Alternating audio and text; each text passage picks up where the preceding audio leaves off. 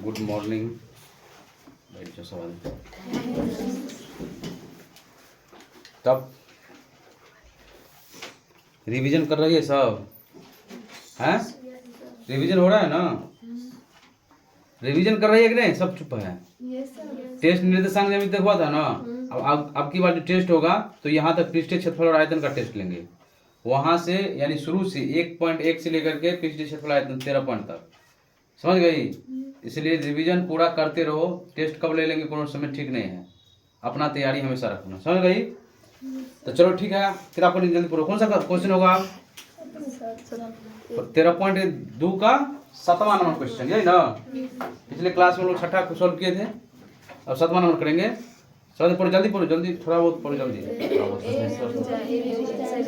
तुम लोग क्या कर रहे हो? अपना अपना काम करो ना। तुम लोग किताब में पढ़ो ना।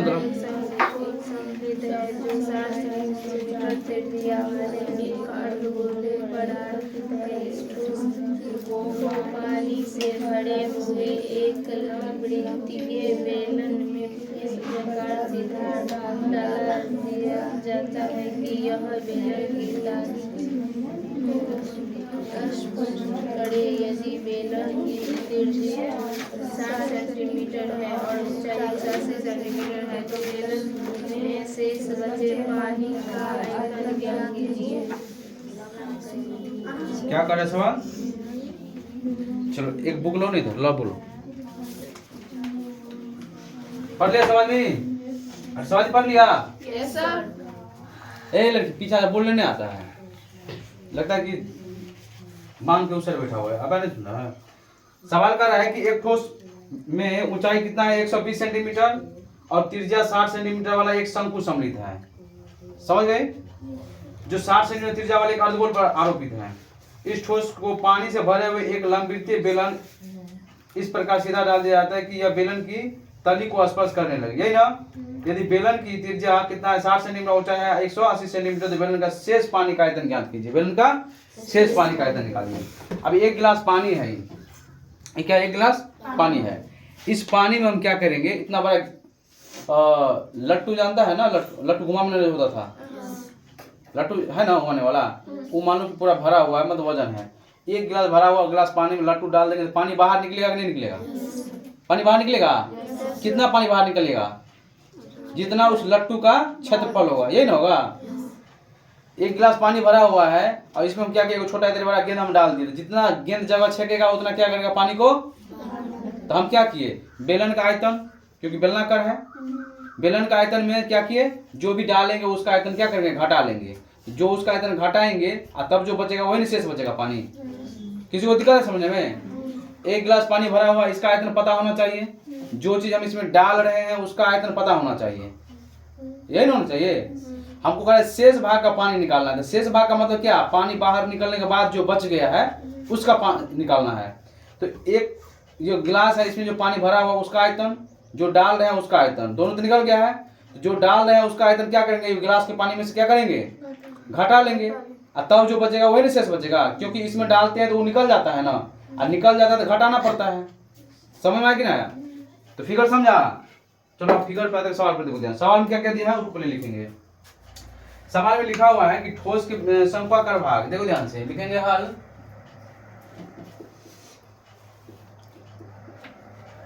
ठोस के शंक्वाकार भाग। अब इसका क्या क्या दिया हुआ है? ऊंचाई कितना है? शंक्वाकार भाग का ऊंचाई कितना है? 120। किताब सर के पास है, आप बोलेगा एक आदमी।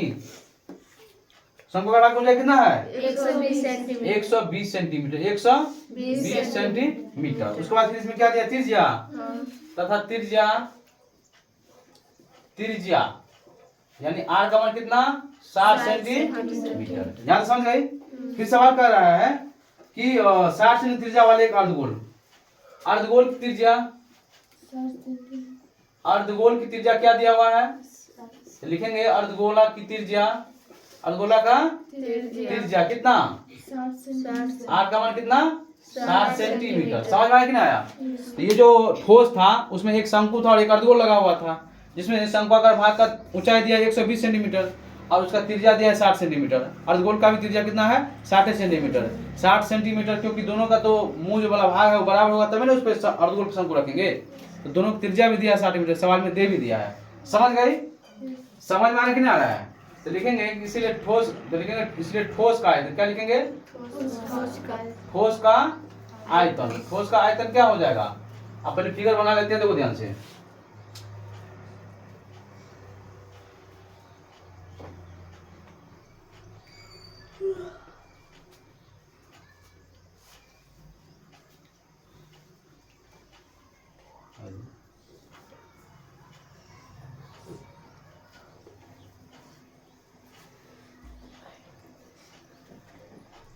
ये क्या है? ये क्या है? अर्धगोल है। इसके ऊपर में क्या रख दिया है? शंकु। इसके ऊपर में क्या रख दिया है? इसके ऊपर में शंकु को रख दिया, ये ना। इसके ऊपर में क्या रख दिया? ये वो ठोस बन गया कि नहीं बन गया? ये क्या है? ये अर्धगोल है। अर्धगोल के ऊपर में क्या है? शंकु है। यानी ये क्या पूरा ठोस है तो पूरा भरा हुआ होगा। ठोस है तो क्या होगा? पूरा भरा हुआ रहेगा, खाली एक रस्सी भी नहीं है जो पानी पर लग जाएगा। समझ गई? उसके बाद फिर क्या है? इसमें शंकु का ऊंचाई क्या दिया है? शंकु का ऊंचाई कितना है? ऊंचाई यानी h का मान 120 सेंटीमीटर। और इसका त्रिज्या क्या दिया हुआ है? r का मान कितना? 7 सेंटीमीटर। समझ में आया कि नहीं आया? अब एक बेलन है, यहाँ पर क्या है? एक यानी क्या है? मिट्टी के तेल वाला ड्राम है ना, बेलन ही का होता है ना, है?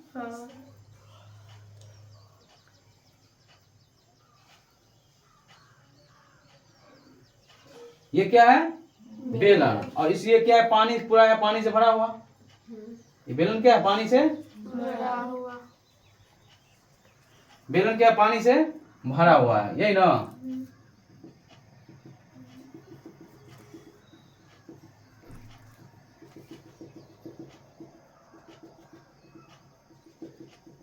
पानी से क्या है? भरा हुआ है। ये क्या है? ठोस है।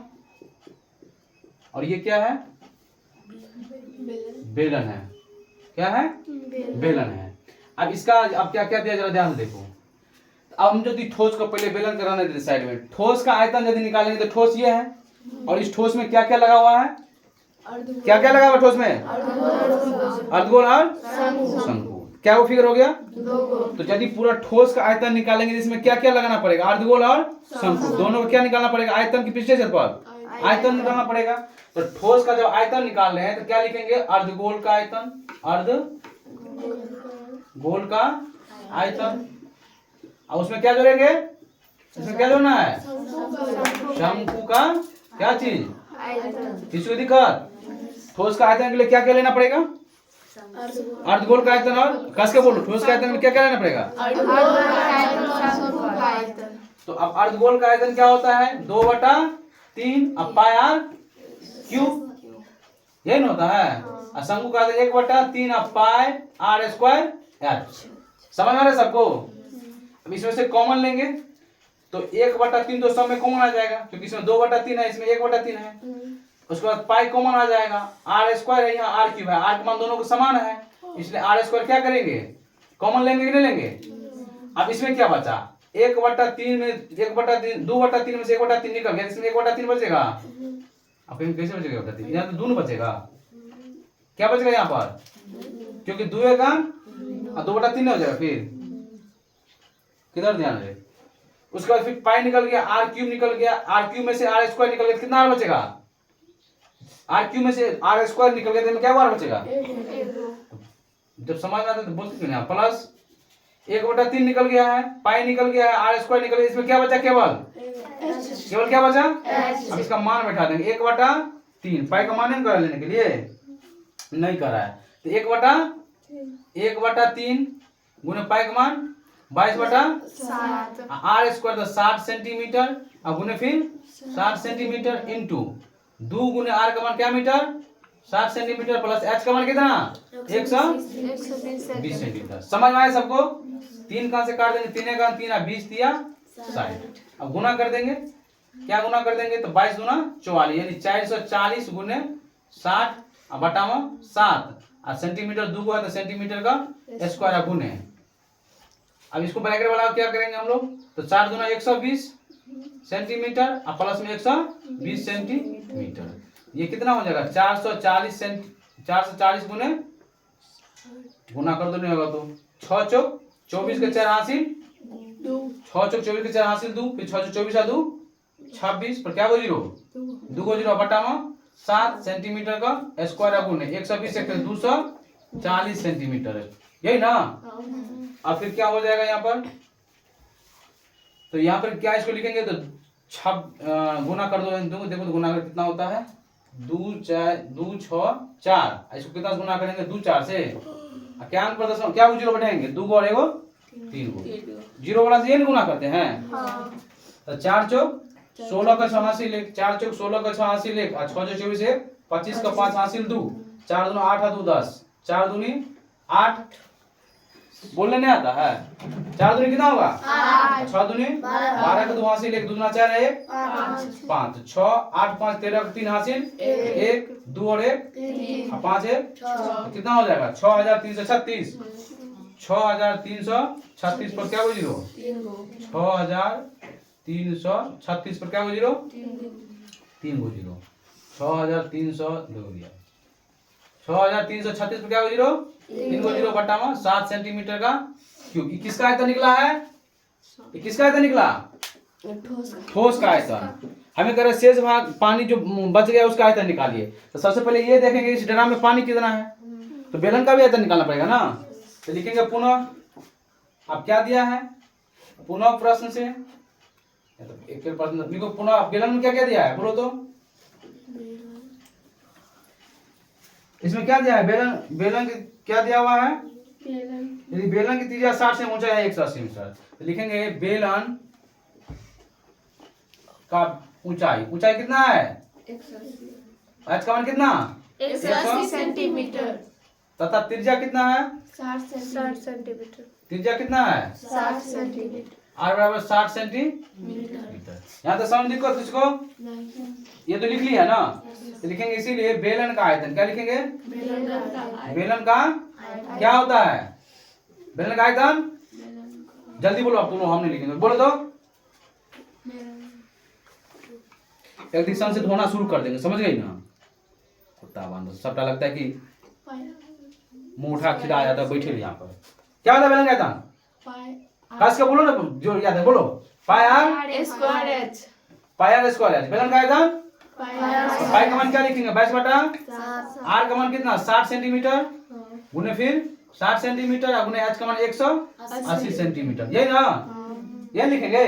अब गुना करो सबको, 6 का 36 है ना, 6 का 36 को 22 से गुना करो, 36 को कितना से गुना करेंगे 6 दूनी 12 का 2 हासिल 6 दूनी 12 का 2 हासिल 3 दूनी 6 1 7, फिर 6 दूना 12 का 2 हासिल 1 3 दूना 6 1 7 हो गया 7 7 2 9 और 7 7 से 97।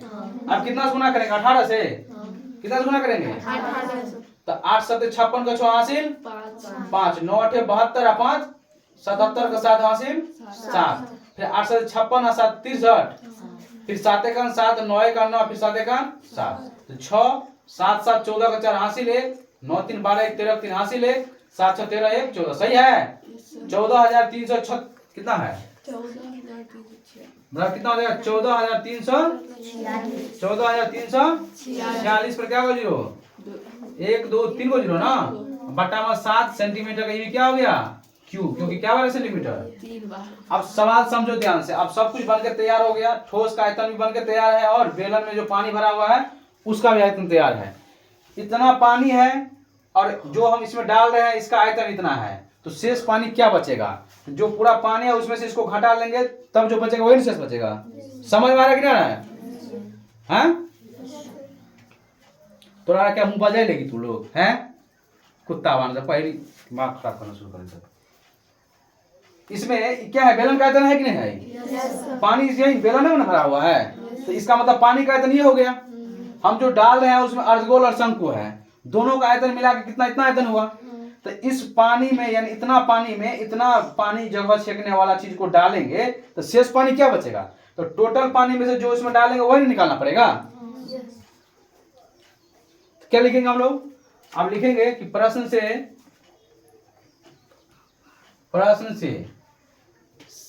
शेष बचा पानी का भाग, ये ना शेष बचा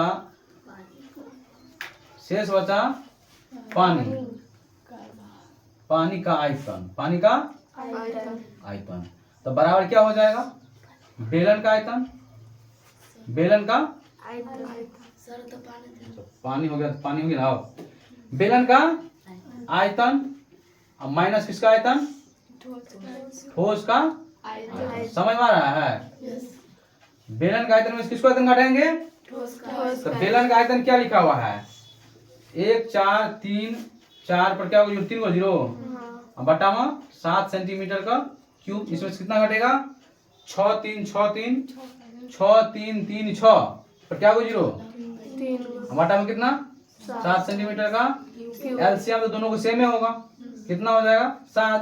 तो 1 4 3 4 पर क्या होगा 0 3 को 0 सेंटीमीटर का क्यूब। इसमें से कितना घटेगा, 6 3 3 6 पर क्या होगा 0 3 को 0 और सेंटीमीटर का क्यूब घटेगा। इसमें से उसको घटा लेंगे तो 1 4 3 चलो तो 6 कहाँ पर, 1 4 3 6 अच्छा इसमें 6 है ना, 1 4 3 6 पर है यहाँ, 1 4 3 4 6 ये है ना।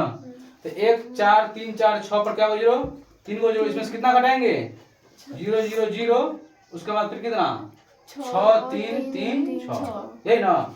तो पहचान लेंगे तो 10 10 10 कुछ नहीं, 0 0 हो गया, 6 में 6 गया तो 0, 4 में 3 गया तो 1, 3 में 3 गया तो 0, 4 में 6 नहीं जाएगा, 14 में 6 गया तो 8। सही है। 80 10 3 को 0 कितना हो गया, 80 10 3 को 0 यही है, 80 10 3 को 0 बटा में कितना 7 सेंटीमीटर का क्यूब, सेंटीमीटर का। तो ये बचा शेष पानी का आयतन, क्या बचा शेष पानी का आयतन, ठीक है ना। अब देखो तो सेंटीमीटर में कि मीटर में आंसर,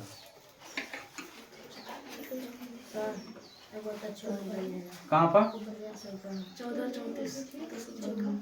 अच्छा यहाँ भी 6 लिख दिया है,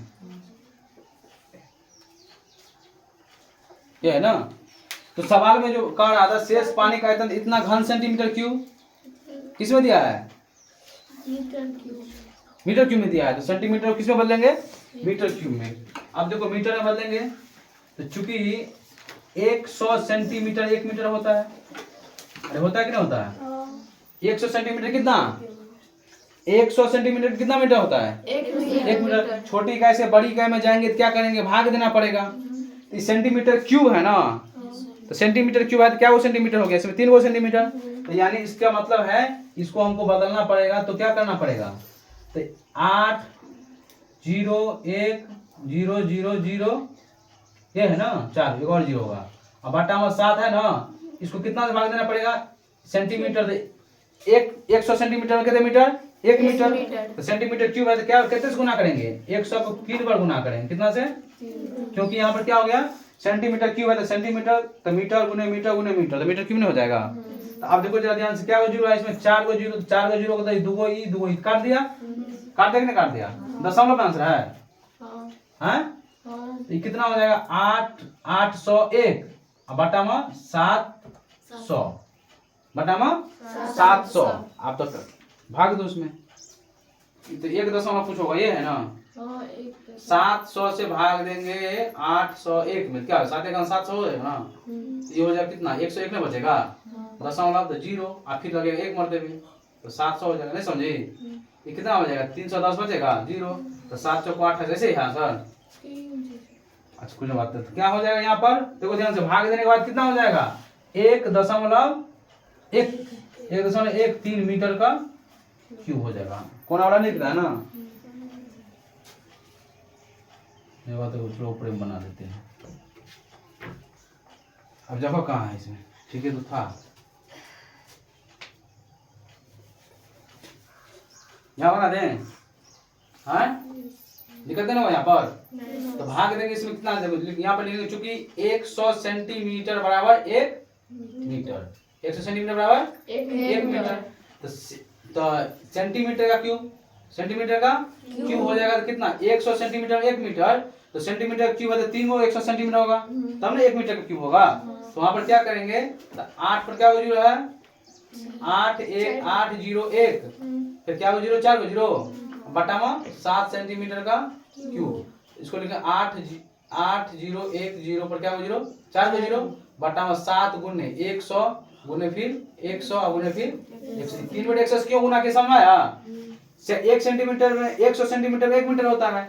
जब ये छोटी इकाई से बड़ी इकाई में जाएंगे तो भाग देंगे ना। तो यहाँ पर देखो ये छोटी इकाई बड़ी इकाई है, तो बड़ी इकाई यानी 100 सेंटीमीटर हुआ तो 1 मीटर हुआ, सेंटीमीटर है तो क्या करेंगे हम इसको 100 से भाग दे देंगे, सेंटीमीटर तो मीटर नहीं हो जाएगा, तो वही सेंटीमीटर में भाग दिए 100 से, क्यूब था तो 3 बार कर दिए। अब 2 जीरो से 2 जीरो कट गया, इधर भी 2 कट गया, अब क्या बचा इसमें, बचा 801 बटा में 700, अब भाग दे कितना 1.13 मीटर का क्यूब, यही इसका क्या है शेष भाग का आयतन। समझ में आया कि नहीं आया। सवाल कर रहा था कि एक ठोस है, ठोस कौन है, जिसके जो अर्धगोल के ऊपर में शंकु रख दिया, वही वो ठोस है। उस ठोस को क्या करते हैं, बेलनाकार जो ड्राम है वो पानी से भरा हुआ है, उस पानी में क्या करेंगे हम लोग डाल देंगे, तब जो पानी बाहर निकल जाएगा। अब निकलने के बाद जो बचेगा उसका आयतन क्या हो जाएगा। तो हम पहले ठोस का आयतन निकाल लिए, फिर बेलन का आयतन निकाल लिए, और बेलन का आयतन में से ठोस का आयतन क्या किए, घटा दिए। घटाने के बाद इतना सेंटीमीटर क्यूब आया, तो आप सेंटीमीटर क्यूब है तो सेंटीमीटर तो छोटी इकाई होता है, तो ये तो 800 सेंटीमीटर हो गया, 800 सेंटीमीटर बटा 700 हो गया। तो छोटी इकाई को ही हम छोटी इकाई रखेंगे, लेकिन 800 जब ये हो गया तो क्या हो गया, छोटी इकाई नहीं हुआ, बड़ा हो गया, इसलिए बड़ी इकाई में ले जाएंगे। क्यूब है तो इसलिए 3 बार 100 से क्या किए भाग दे दिए, और कट के कितना आया 1.13 मीटर का क्यूब, यानी 1.13 घन मीटर क्या है, घन मीटर इसमें क्या हो गया, पानी बच गया किसमें, उस बर्तन में, है ना। यहाँ पर लिखते हैं बेलनाकार बर्तन। समझ गई। इसका भी ऊंचाई क्या दिया हुआ है,